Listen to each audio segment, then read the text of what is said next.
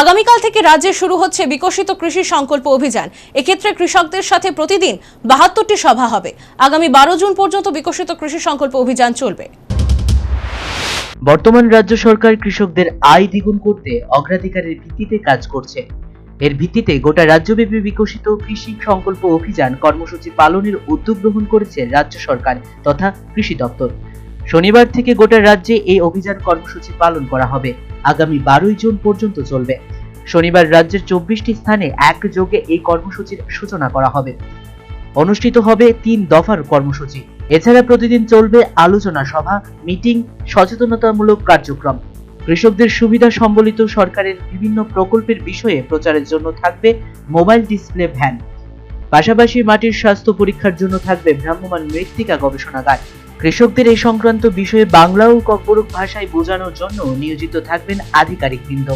বিলি করা হবে প্রচারপত্র।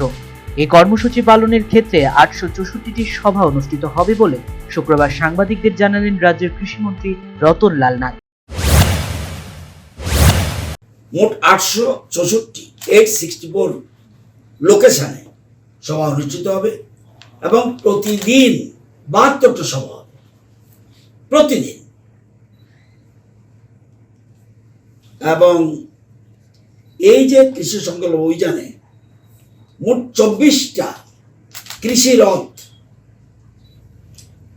গাড়িকে রথ হিসেবে সাজিয়ে আমরা করব। প্রতিটি টিমের সাথে, ওই যে বলছি কমিটি ৩টা, প্রতি জেলা ৩টা করে, প্রতিটি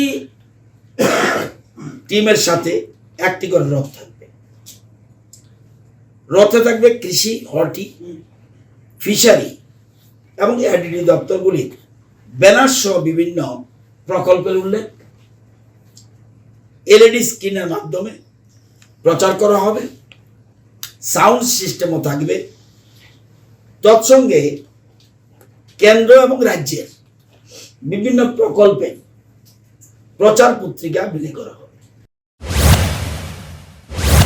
সর্বোপরি আগামীকাল থেকে রাজ্যে শুরু হচ্ছে বিকশিত কৃষি প্রকল্প অভিযান কর্মসূচি পালন। এক্ষেত্রে কৃষকদের সাথে প্রতিদিন ৭২টি সভা হবে। সভা হবে মোট ৮৬৪টি। আগামী ১২ জুন পর্যন্ত রাজ্যে বিকশিত কৃষি সংকল্প অভিযান চলবে। Bureau report, news vanguard.